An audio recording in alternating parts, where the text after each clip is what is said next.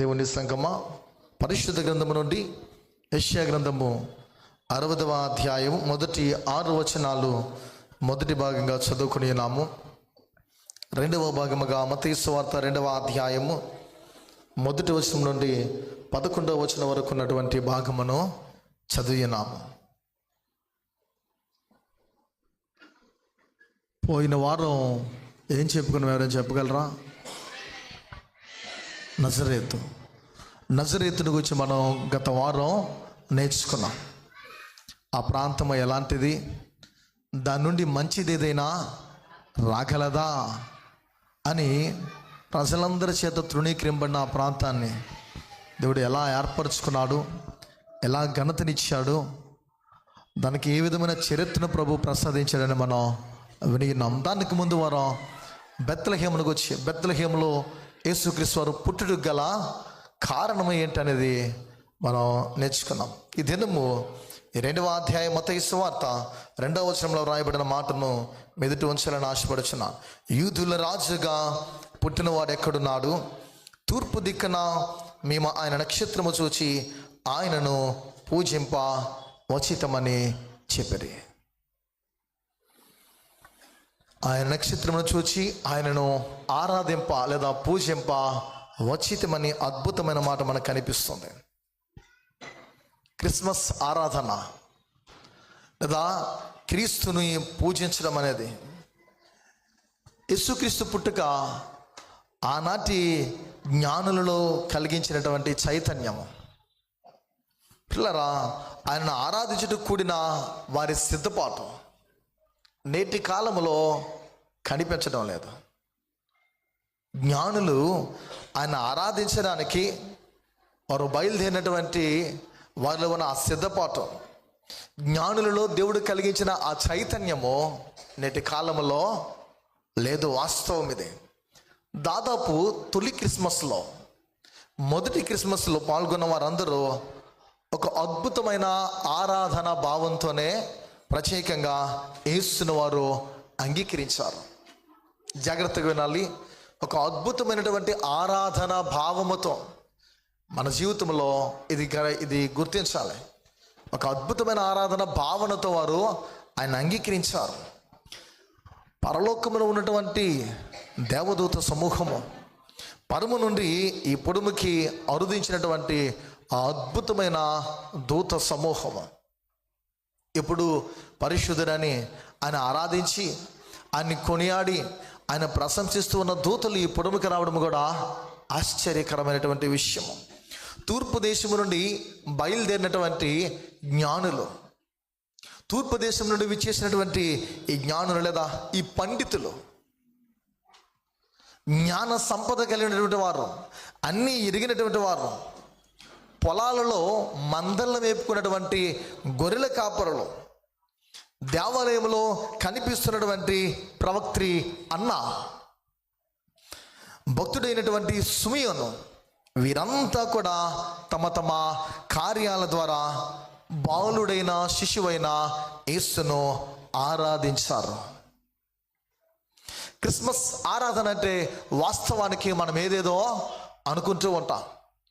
తొలి క్రిస్మస్లో మనం ఎంతవరకు చెప్పుకున్న ఈ పేర్లు వెళ్ళిన వాళ్ళు అద్భుతమైన ఆరాధన భావంతోనే ఆయన్ని ఆరాధించారు. క్రీస్తు పుట్టుక లేదా క్రీస్తు జయంతి అనేది ఒక విశిష్టమైన ఆరాధన క్రియ, ఒక అద్భుతమైనటువంటి ఆరాధన క్రియ. జ్ఞానుల అనుభవంలో యేసును పూజించుట అంటే ఏంటో, అది ఎలా ఉంటుందో అనేది ఈ దినం ఎదుట ఉంచాలని ఆశపడుచున్నాను. దాన్ని ధ్యానించుకున్నా. జ్ఞానుల యొక్క అనుభవాల్లో యేసు ప్రభుని ఆరాధించడం అంటే ఏంటో అనేది వారి ద్వారా మనం ఈ దినము ధ్యానించుకుందాం. క్రిస్మస్ ఆరాధనలో ఉన్న మహత్తు లేదా దానిలో ఉన్న మర్మము అనేది మీ ఎదుట ఉంచాలని ఆశపడుచున్నాను. మొదటిగా గమనించిన ఇలా ఆరాధన అంటే అన్వేషణ. ఆరాధన అంటే అన్వేషణ. ఇవి మనకు తెలిసిన పదాలే, కానీ జీవితంలో అవి మనము అనుసరించడానికి కానీ మనం చేయడానికి కానీ పెద్దగా మక్కువ చూపం, అంటే ఇష్టం మనం అలా చూపించలేము. ఆయన నక్షత్రమును చూసి గుర్తించి ఆయనను వెదకడానికి వారు ప్రయత్నించారు.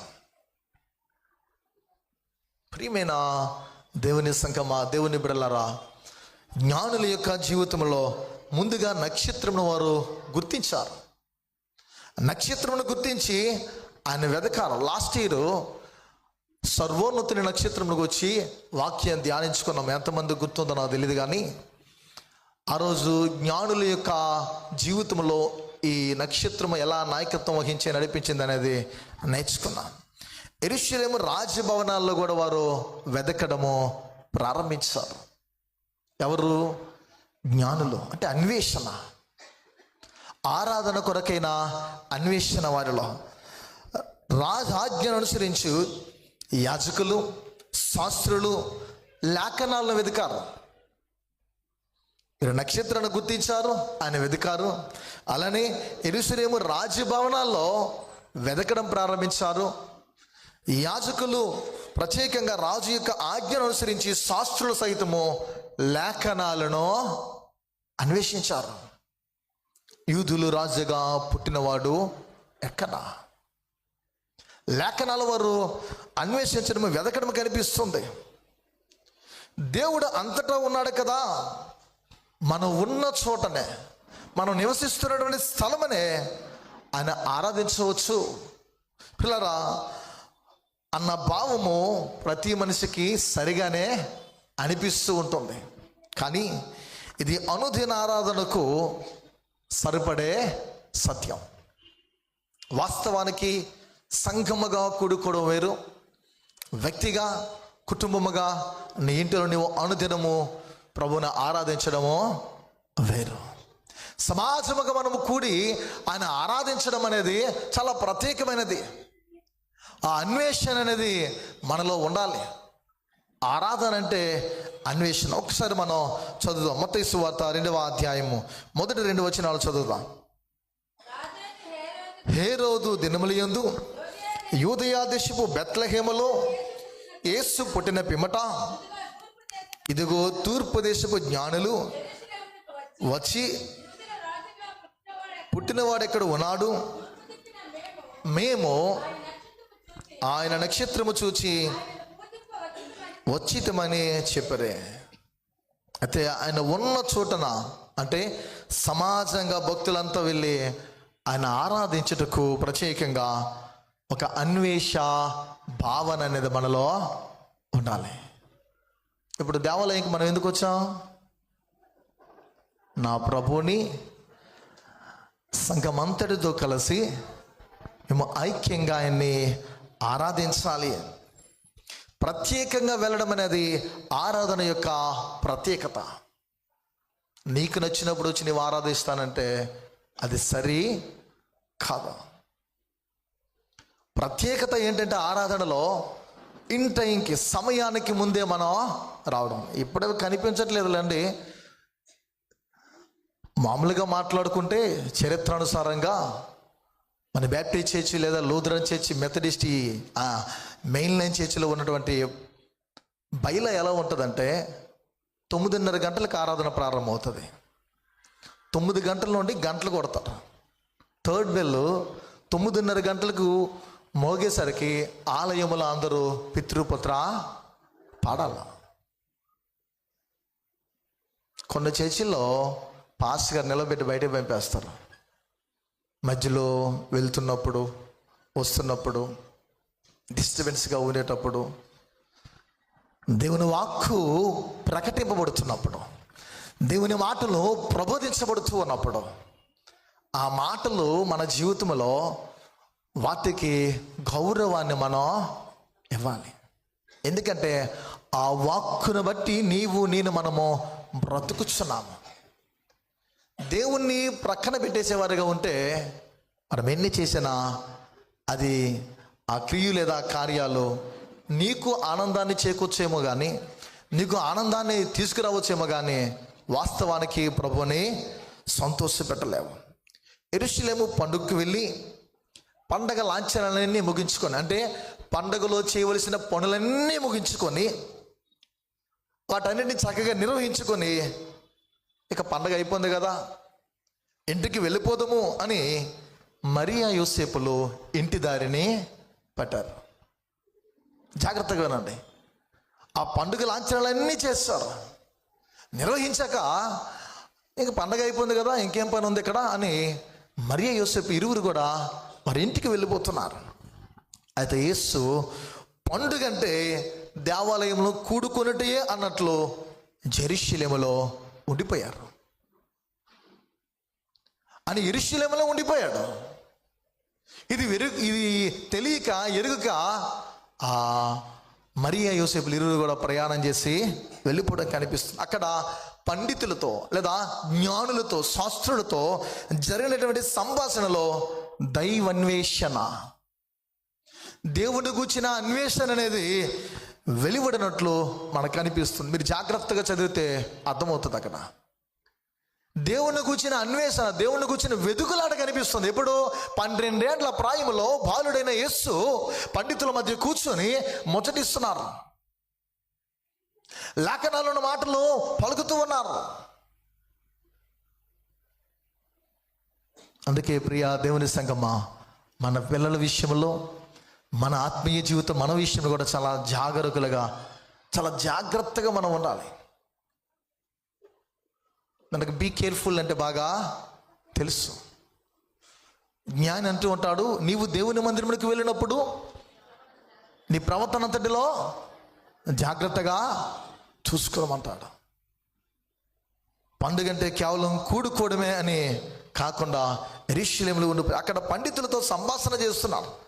మరి నేటి కాలంలో, మన కాలంలో క్రిస్మస్ అంటే పండుగ లాంఛనాలు, క్రిస్మస్ పర్వదినాల్లో ఈ అద్భుతమైన వాతావరణంలో పిల్లరా ఈ పండగ లాంఛనాల అన్వేషణ అనేది మనలో ఉంటుందేమో. కేవలం ఎక్కువయ్యే కొద్దీ ప్రభువుని అన్వేషించడము తగ్గిపోద్ది. రాత్రి యూత్ క్రిస్మస్లో పాస్టర్ గారు ఓ మాట చెప్పారు, చాలామందికి తెలిసిందే. అది ఆ బర్త్డే పార్టీలో ఆ బేబీని యాక్చువల్లీ ఉయ్యలు వేసేస్తుంది. అవి ఉయ్యలు వేసినప్పుడు అందరూ దాని మీద గిఫ్ట్లు వేసేస్తారు. ఎవరి కొరకైతే చేయబడుతుందో ఆ వ్యక్తిని విస్మరించారు, మర్చిపోయారు. వాస్తవానికి అక్కడ జరిగింది ఏంటంటే చనిపోయాడు ఆ బాలుడు. ప్రియమైన దేవుని బిడ్డలారా, లోకంలో ఉన్న వాటికి కేవలం లాంఛనాలకు మనము ప్రాధాన్యతనిస్తూ ఉంటే క్రీస్తును ఆరాధించడం అనేది తగ్గిపోతుంది. అంటే మన అన్వేషణ ఏ విషయంలో ఎలా ఉంది, మన వెతుకులాట, మనం ఎవరిని వెతుకుతూ ఉన్నామనేది చాలా ప్రాముఖ్యం. దేవుడు క్రీస్తునందు మనల్ని వెతుకుటకు వచ్చినాడు. 103వ కీర్తనలో 105వ కీర్తనలో రాయబడుతుంది, యెహోవాను వెతుకుడి, ఆయన బలముని వెతుకుడి, ఆయన సన్నిధిని నిత్యము వెతుకుడి అనే ఆ చరణాలు మనకి 4వ చరణంలో కనిపిస్తూ ఉంది. ఆయన వెతకాలి, ఆయన బలముని వెతకాలి, ఆయన సన్నిధిని నిత్యం మనం వెతుకుతూ ఉండాలి. ఆరాధన అంటే ఏంటి? మొదటిగా ఏంటి? ఆరాధన అంటే అన్వేషణ. క్రిస్మస్ ఆరాధనలో మొదటిగా మన అన్వేషణ ఎలా ఉంది? ప్రభు పట్ల ఏ విధమైన అన్వేషణ భావముతో లేదా ఏ విధమైన వెతుకులాటలో మనం ముందుకు వెళ్తున్నాం పిల్లరా, అది గమనించాలి. రెండవది గమనించిన ఇలా ఆరాధన అంటే సాగిల పరుట. ఆరాధన అంటే సాగిల పరుట. దేవుని వాక్యము తెలియజేస్తుంది. 10వ వచనము మనం చూస్తే, వారు ఆ నక్షత్రమును చూచి అత్యానందభరితులై ఇంటిలోనికి వచ్చి తల్లి అయిన మరియను ఆ శిశువును చూచి సాగిలపడి ఆయనను పూజించి తమ పెట్టెలు విప్పి బంగారమును సాంబ్రాణి బౌలమును కానుకలుగా ఆయనకు సమర్పించిరి. చాలమ్మా, ఆ శిశువును చూచి సాగిల పడి. ఆరాధన అంటే సాగిల పడుట. ఏటి కాలంలో మోకాళ్ళు వంచడానికి మనం ఇష్టపడం. భక్త సింగ్ గారి సహవాసం హెబ్రోన్ ఫెలోషిప్లో వారు అలానే ఉంటారు. ఎంతసేపు అయినా కొత్తగా పాట విన్నాను, ఆ పాట వచ్చి పాడేస్తానంటే నో, వాళ్ళ బుక్లో ఏమున్నాయో అవి మాత్రమే పాడాలి. పెండ్లైనా ఏ కార్యక్రమైనా ఈ విషయాలు మనం గమనించాలి. ఇంటిలోనికి వచ్చి తల్లి అయిన మరియను ఆ శిశువును చూచి ఆ పండితోత్తములు, ఆ జ్ఞానులు, జ్ఞానాన్ని ఎరిగిన వారు, ఆ పండితులు ఒక అన్వేషణ భావముతో తూర్పు దేశం నుండి బయలుదేరిన వీరు వారు సాగిలపడ్డారు. మనం ఎలా ఉన్నాం అంటే ప్రాక్టికల్గా ఆలోచిస్తే ఒక చిన్న బాలుడి దగ్గరికి వెళ్ళి ఒక వయసులో పెద్దవారు, జ్ఞానాన్ని ఎరిగిన వారు సాగిలపడతారా? నేటి కాలంలో మనిషికి చాలా ఎగోయిజం. వాడికి నేను నమస్కారం చెప్పడం ఏంటి, ఆవిడకి నేను నమస్కారం చెప్పడం ఏంటి, నేను వాళ్ళకంటే గొప్ప, మా కుటుంబం వాడికంటే ఉన్నతమైనది అంటే ఇలాంటి భావాలు. కానీ క్రిస్టియానిటీలో, క్రైస్తవ్యములో ప్రియ దైవజనమా, దేవుని బిడ్డలారా, మనము యేసు యొక్క పిల్లలమై, కుమారులమై, కుమార్తెలమై ఉన్నాం. మనలో ప్రేమ అనేది ఉండాలి. ఒకరినొకరు గౌరవించుకోవాలంటాడు పౌలు. ఒకరికంటే ఒకడు యోగ్యుడని ఎంచుకొని ఒక 10 మంది ఉన్నారు అనుకోండి. 10 మందిలో అందరూ ప్రార్థన చేస్తారు. ఆ 10 మందిలో ఈ 9 మంది కంటే ఒక ఆమె బాగా ప్రార్థన చేయగలనప్పుడు ఆమెకే ప్రాధాన్యత ఇవ్వాలి. ఎక్కడ? వెలుపటికి వెళ్ళినప్పుడు సంఘానికి అది కీర్తి. అంటే ఎగ్జాంపుల్ చెప్తాను, అంటే ఒకరికంటే ఒకడు యోగ్యుడని మనం ఎంచుకోవాలి. కొన్ని చర్చలు నేను చూశాను, ప్రైజులు ఇచ్చేటప్పుడు ఇలాంటి క్రిస్మస్ సీజన్లో నచ్చకపోతే అవి నొక్కేసేవారు. అవి స్టీల్వి నొక్కేసేవారు. అంటే నాకు ఇంత చిన్నది ఇస్తావా అనేటట్లు.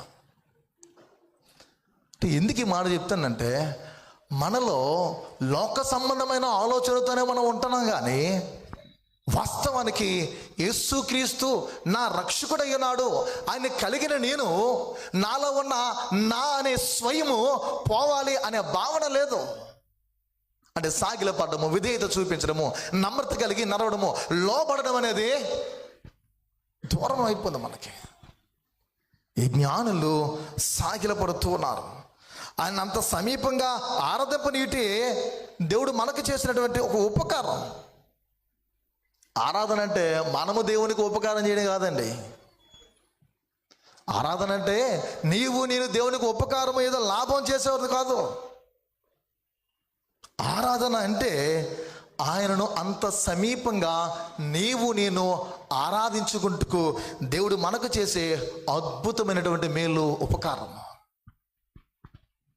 అదే పాత నిబంధన విభాగంలో మనం చదివితే ఏ నరుడు ఈ స్థలానికి రాలేడు. ఈ ఏడాదికి ఒక పర్యాయము ప్రధాన యాజకుడు వెళ్ళేవాడు. దేవుడు గొప్ప ధన్యతను మనకి ప్రసాదించున్నాడు. ప్రియా దేవుని బిడ్డలారా, అంటే సుఖాసక్తులమైపోయాం. అంటే సుఖమును ప్రేమించి సుఖము అనే ఆసక్తి మనలో పెంచుకుంటూ, ఎవరేమనుకోకండి, కాలు మీద కాలు వేసేసుకుంటూ మనకు నచ్చినట్లు మనం కూర్చోడం అలవాటు చేసేసుకున్నాం. సుఖాసక్తులు అంటే ఏంటంటే మనకు నచ్చినట్లు మనము దేవాలయంలో ఉండడం. కానీ ఆయన అంటున్నాడు, నీకు నచ్చినట్లు నువ్వు ఉండడానికి నా దగ్గరికి రాలే, నాకు నచ్చినట్లు నీవు ఉండాలి. పిల్లరా, మోకాలు వంచలేని స్థితిలో నిజంగా దేవుణ్ణి ఆరాధించలేకపోతున్నాం. పూర్వీకులు ఆ ఆరాధన వారిలో ఉండేది కనుక, వారు మోకాళ్ళు వంచేవారు కనుక, వారు విలపించి ప్రార్థించేవారు కనుక, అంగలార్చేవారు కనుక, వీధులు తిరుగుకుంటూ యేసుక్రీస్తును ప్రచురపరిచారు కనుక వారి బిడ్డలు దీవించబడ్డారు. ఇదేదో మన భక్తి, మన ప్రార్థనా జీవితము, మన యోగ్యత, అర్హతలు బట్టి ఇప్పుడు మనం వెళ్ళలేం.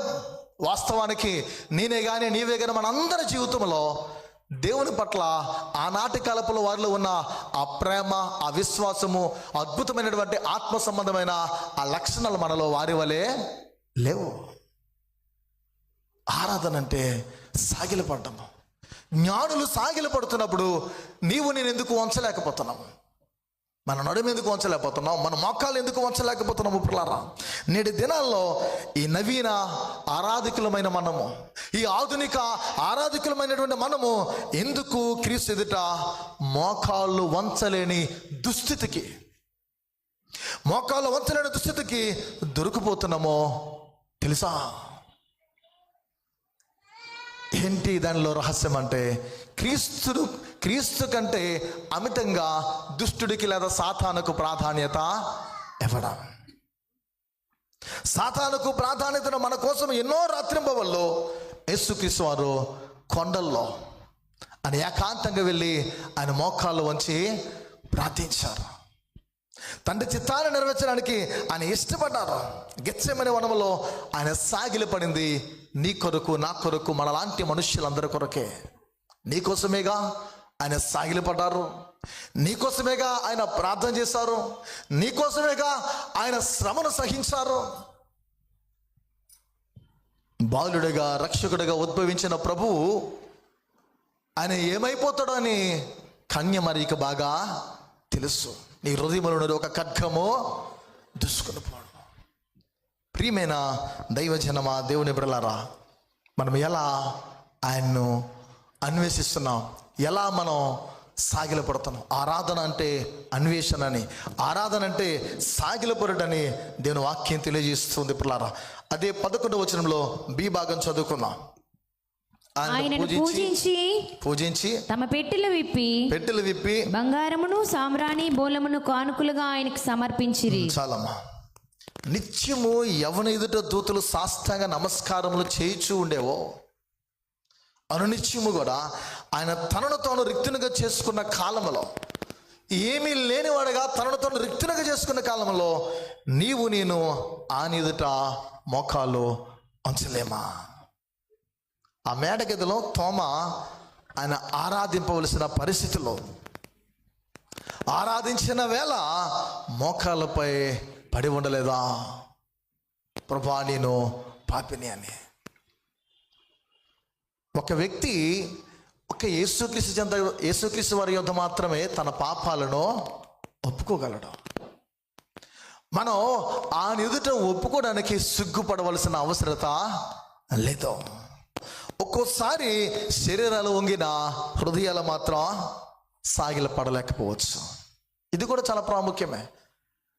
చాలామంది మనుష్యులము, నీవే మనందరి జీవితంలో మన మోకాల్లో ఉంచవచ్చు, మనము సాగిల పడవచ్చు.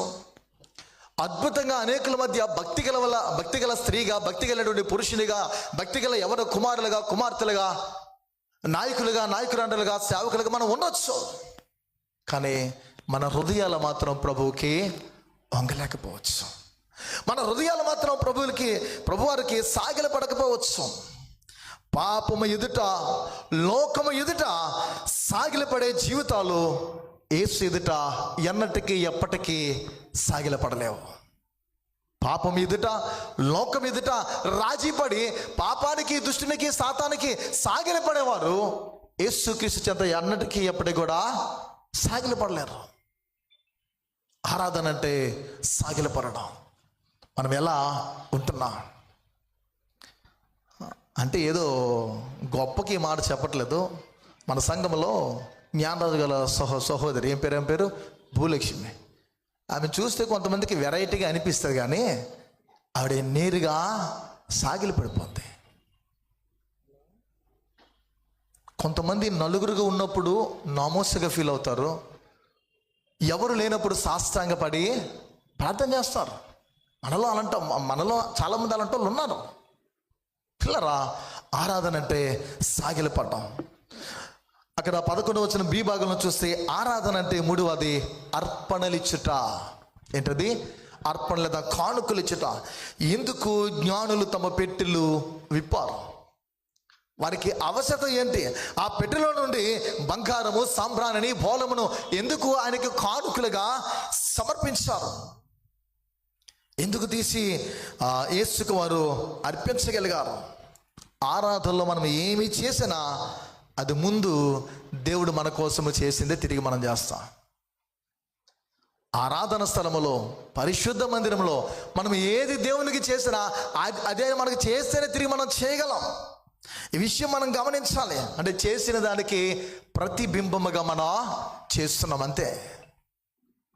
ఆయన అంటాడు కదా హగ్గయి గ్రంథంలో, వెండి నాది, బంగారం నాది.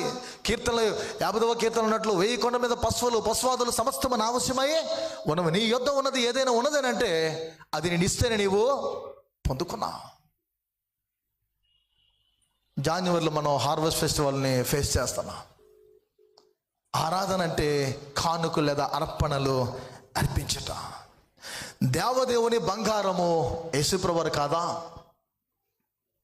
ఆ దేవదేవుని యొక్క బంగారము యేసుప్రభువారు కాదా? పరలోకంలో దేవుని ఎదుట ధూపవేదిక, నిత్యము ధూపవేదికగా ఉన్నటువంటి యాజకుడిగా ఉన్నటువంటి క్రీస్తు ప్రభువారు అభిషక్తుడు కాదా? ఎందుకు బంగారము సమర్పించారంటే ఆయన రాజు. ఎందుకు ఆయనకి ప్రత్యేకంగా ఒక ధూపవేదికగా పోలుస్తూ ఆయనకు వారు ప్రత్యేకంగా బంగారము, సాంబ్రాణి, బోలమనేవి సమర్పించున్నారు. మనం అర్థం చేసుకోవాలి.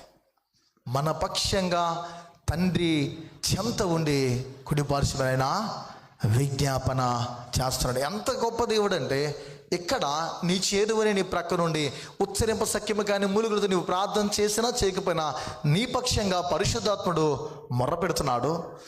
నిత్యత్వములో పరలోకములో క్రీస్తు ప్రభువారు ఆయన మొర్రపెడుతూ ఉన్నాడు. విశ్వమంతటికి శాంతి అనే ఆరోగ్యమును ప్రసాదించే బోళము కూడా దేవుని కుమారుడే. అందుకే ఆయనే బంగారము, ఆయనే సాంబ్రాణి, ఆయనే బోళమై ఉన్నాడు. మనకి ఆరోగ్యాన్ని అనుగ్రహించేవాడు, బలాన్ని అనుగ్రహించేవాడు ఆయనే. మీకు చిన్న ఎగ్జాంపుల్ చెప్తాను. అంటే నా లైఫ్లో 2008లో ఒక చర్చికి నేను మెసేజ్కి వెళ్ళాలి. 2008 అప్పుడు ట్రైనింగ్లో ఉన్నాను నేను. ఆ నైట్ నాకు 37 మోషన్స్ అయ్యాయి. నాతో కూడా మా బ్రదర్ ఒకడు వచ్చారు. నాకు కూడా సన్నగా ఉండేవాడును, ఒక 50 కేజీల మనిషిను. అక్కడికి వెళ్ళాక నాకు ఏమీ అవ్వలేదు, బాగానే ఉంది. ఆ తర్వాత ఈ 2025వ సంవత్సరంలో రాత్రి నుండి ఇప్పుడు వరకే ఫీవర్తోని దాదాపు ఇప్పుడు 22-23 మోషన్స్ అయ్యాయి నాకు. ఆరాధనలో రాత్రికాలం విన్నప్పుడు ఏమి నాకు అవ్వలేదు. మళ్ళీ ఇప్పుడు ఇక్కడికి వచ్చిన తర్వాత బాగానే ఉన్నాను. ఎందుకు ఈ మాట చెప్తానంటే, ఆయన కార్యాలు చేసుకుంటూ తన పనులు జరిగించుకుంటూ దేవుడు ఎలా అయినా వాడుకుంటారు. మీకు ఎగ్జాంపుల్ డివిడి కుమార్ గారు ఆలోచించాను ఒకసారి. నేను రోజు పైనుండి చూసేవాడిని. ఈ టేబుల్స్ చేసేటప్పుడు ఈ బెంచ్ల్ని ఆయన దుమ్ములోనే కూర్చుండేవాడు. ఈయనకి ఏదో అయిపోద్దేమని అనుకుంటాడు. నేను చెప్పినా వినేవారు కాదు. ఆయన మాస్క్ కూడా పెట్టుకునేవారు కాదు. అప్పారావు గారికి ఫీవర్ వచ్చిన తర్వాత ఆయన మాస్క్ పెట్టాడు. అంతవరకు పెట్టుకునేవాడు కాదు. అంటే మనము దేవుని పనులు పరిచర్య చేయడానికి మనం ముందుకు వెళ్తున్నప్పుడు ఆరోగ్యానైనా ఇవ్వగలడు. ఈ మాట కూడా ఎందుకు చెప్పాల్సి వస్తుందంటే, ఆయన బోళమై ఉన్నాడు. ఆయన మనల్ని స్వస్థపరచగల దేవుడు, ఆయన బలాన్ని ఇవ్వగలిగినటువంటి దేవుడు, కృపగలిగినటువంటి దేవుడని మనం మర్చిపోకూడదు. ప్రియ దేవుని సంగమా, అమూల్యమైనటువంటి ఆ వరముగా దేవుడు తన ప్రియ కుమార్ని నీకు నాకు మనందరికీ అనుగ్రహించాడు. చూడండి, మనం పుట్టినది మొదలు నేటి వరకు ఎన్నో అద్భుతాలైనా చేశాడు, ఎన్నో స్వస్థతలు చేశాడు. కనుక ఆయన చూచిన వారికి తమ బంగారమును, తమ సాంబ్రాణిని, బోలమును అర్పించకుండా ఉండలేరు. పిల్లరా, ఆయన చూసే ప్రతి ఒక్కరు కూడా చేయగలుగుతారు. అర్పించేంత వరకు కూడా వారికి తనివి తీరదు. యేసుక్రీస్తును వాస్తవంగా నిజంగా నీ జీవితంలో సంపూర్ణంగా అంగీకరించేవానిగా ఉంటే ఆయనకి ఏది అర్పించకుండా ఉండలేవు. ఆక్వీడ్లో బేతపూడి సాల్మన్ రాజు అని ఒక వ్యక్తి ఉండేవాడు, నాకు తెలిసిన ఆయన. వాళ్ళ ఇల్లు నాకు రెంట్కి ఇచ్చేవారు. 3 ఎకరాలు ఉండేది ఆ ఇల్లు, 12 గుమ్మాలు, 12 కిటికీలు. వాళ్ళు ఈ డినామినేషన్ ఆ డినామినేషన్ చూసేవాడు కాదైనా. ఏ చర్చి వాళ్ళు వచ్చినా 1,00,000, 2 లక్షలు, 3 లక్షలు కన్స్ట్రక్షన్ చేసుకోవడానికి ఇచ్చేవాళ్ళు ఆయన. ఎందుకు ఇలా చేస్తారని ఆలోచిస్తే, వారి పితరుల నుండి వారికి నేర్పినటువంటి ఆ భక్తి. దేవునికి ఇస్తే దేవుడు తిరిగి మన జీవితంలో తన కార్యాల్లో చేస్తాడు. దేవుడికి ఇవ్వడం అంటే పరలోకమందు నీ ధనాన్ని నీవు సమకూర్చుకోవడము. ఒట్టి పూలమాలతో ముగించుకోక, ఒట్టి పూదండలతో ముగించుకోక, ఒట్టి పాటలతో పద్యాలతో సరిపెట్టుకోకుండా పిల్లరా, మన సంపదలతో కూడా ఆయనని ఆరాధించి గణపరచాలి. ఏంటి? మన సంపదలతో కూడా ఆయనను గణపరచాలి. ఎందుకంటే బాడీలో 1 పార్ట్ ఏదైనా ఆర్గన్ మనం ఫెయిల్ అయితే దాన్ని కొనలేవు. అద్భుతంగా ప్రభు మనల్ని నడిపిస్తున్నప్పుడు ఆయనకి ఎంత ఇచ్చినా తక్కువే. అందుకే ఇక్కడ జ్ఞానులు ఏం చేస్తున్నారు? ఆరాధన అంటే అర్పణలు ఇచ్చటనే వారి బ్రతుకు కనిపిస్తుంది. చివరి కూడా చెప్పి ముగిస్తా ప్రియ దేవుని సంగమా, గమనించిన ఎలా 11 నుండి మళ్ళా చదువుదాం. వారు ఆ నక్షత్రంను చూసి అత్యానంద భరితులై ఇంటిలోనికి వచ్చి తల్లి అయిన మరియను ఆ శిశువును చూచి సాగిలపడి ఆయనను పూజించి తమ పెట్టెలు విప్పి బంగారమును సామ్రాణి బోళమును కానుకలుగా ఆయనకు సమర్పించిరి. తరువాత హేరోదు నొద్దకు వెళ్ళవద్దని స్వప్నమందు దేవుని చేత బోధింపబడిన వారై వారు మరి యొక్క మార్గమున తమ దేశమునకు తిరిగి వెళ్ళిరి. చాలండి. ఆరాధన అంటే మొదటి ఏంటి? అన్వేషణ. గుడ్. రెండవది సాగిలపట్టు. మూడవది ఆరాధన అంటే ఆయనకు అర్పణలు ఇచ్చట లేదా కానుకలు ఇచ్చట. నాలుగవది ఆరాధన అంటే పరివర్తన. ఇది చాలా ప్రాముఖ్యం. ఆరాధన అంటే పరివర్తన. ఆరాధన అయిపోయింది, ఇంటికి వెళ్ళిపోతున్నాం, బయటికి మెట్ల దిగి అదే పాత దారిన వెళ్తున్నామా అంటే భౌతికంగా మనం నడుస్తున్న దారి కాదు నేను అంటున్నది. మన ఇంటి చర్చి నుండి బయటికి వెళ్ళిపోతున్నాం, అదే పాత దారిని మనం పోతున్నామా? పాత జీవితంలోనే మనం ప్రవేశిస్తూ వెళ్ళిపోతున్నామా? లేదా మన బ్రతుకులో ఏదైనా నేర్చుకొని ఒక నూతన మార్గములో మన నూతనమైన పరివర్తనతో వెళ్ళడానికి ఇష్టపడుతున్నాం. వచ్చే క్రిస్మస్ వరకు ఇంకొక ఏడాది ఉంది కదా, ఒక సంవత్సర కాలం ఉంది కదా. ఇంకా ఈ పాప జీవితంలో అంటే ఈ పాత బ్రతుకులోనే ఉందామని అనుకుంటున్నామా? ఇట్టి మనస్తత్వం సత్యముతో కూడిన ఆరాధనలో పిల్లరా పుట్టతో అంటే వాయిదాల మనస్తత్వం మనలో ఉండకూడదని ప్రభు యొక్క ఆశ. నీలో వాయిదాల మనస్తత్వం ఉండకూడదు. రేపు చేస్తాను, ఎల్లుండి చేస్తాను, రేపు ఆరాధిస్తాను, ఆ తర్వాత చేస్తాను అనుకుంటే ఆ వాయిదాలు అలా పెరుక్కుంటూ పోతాయి తప్ప ఏమీ చేయలేం. చర్చ నుండి మనం బయటికి వెళ్తున్నప్పుడు మన పరివర్తన అనేకులకు అనుకరణగా నీలో మార్పు కనిపించాలి. ఈ రోజు నొద్దుకు వెళ్ళవద్దని దేవుని చేత స్వప్నమందు వారు బోధింపబడ్డారని 12వ వచనంలో రాయబడుతుంది. వారు మరి యొక్క మార్గమున తమ దేశానికి వెళ్ళిరి. ఇదే క్రిస్మస్లో మహత్వం, అద్భుతమైనటువంటిది. వారు ఏ దారిలో వచ్చారో, ఏ మార్గంలో వచ్చారో ఆ మార్గంలో వెళ్ళకుండా వేరే మార్గమున, నూతన మార్గములా వెళ్తున్నారు. అది భౌతికం. మన ఆత్మీయ జీవితంలో నీలో వినూత్నకరమైన మార్గము ఇతరులకి కనిపించాలి, నీలో పరివర్తన కనిపించాలి, నీలో మార్పు కనిపించాలి. 2024 సంవత్సరపు క్రిస్మస్ నుండి నేటి ఈ క్రిస్మస్ వాతావరణం నడుస్తున్న నా జీవితంలో దేవుడు ఎన్నో కార్యాలు చేశారు. నా మనసు మారింది, నా బ్రతుకు మారింది. పాత మార్గంలో కాక క్రొత్త మార్గంలో, క్రొత్త స్వభావంతో, నవీన స్వభావంతో నేను నడవగలుగుతున్నాను, ఆరాధించగలుగుతున్నాను అనే ఆన్సర్ నీకు ఉందా? అలాంటి భావన నీలో ఉందా? పండగ ఆరాధన అయ్యాక అందరూ మన ఇళ్ళకు లేదా ఇండ్లకు మనం వెళ్ళిపోతూ ఉంటాం. నిజమే, వెళ్తున్నది పాత దారినా లేదా నూతన మార్గాన్నా? ఏ దారిలో నువ్వు వెళ్తున్నావు? ఒక్కసారి నీవు పరిశీలించుకో. ఇంకా ఈ 2025వ సంవత్సరపు 25వ తేదీ డిసెంబరు నిన్ను ఎదుర్కొని పోతూ ఉంది.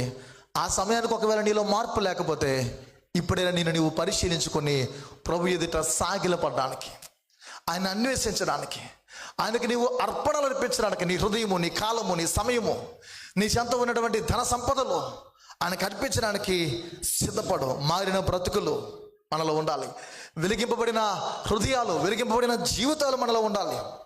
అలాంటివి పొందుకున్నటువంటి మన జీవితంలో నిన్ను నన్ను సమర్పణతో యేసు కొరకు ఈ లోకంలో ప్రభు మనల్ని వాడుకుంటాడు. అంటే సాక్షిగా మన ప్రభు మనల్ని వాడుకుంటాడు.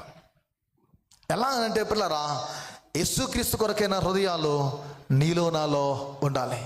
అలాంటి హృదయాలు కలిగిన వారు వారి జీవితంలో ఆ మరి యొక్క మార్గము అని ఏదైతే ఉందో ఆ క్రొత్త మార్గములో, క్రొత్త బాటలో సాగిపోగలరు. అలాంటి ధన్యత మనం పొందుకోవాలి. ఆయన అంటారుగా, నేనే మార్గమును, నేనే సత్యమును, నేనే జీవమునయ్యున్నానన్న ఆయన అడుగు జాడలు అనుసరించటే ఆ నూతన మార్గము, ఆ శ్రేష్టమైన మార్గము. ఆ మార్గంలో మనం వెళ్దాం.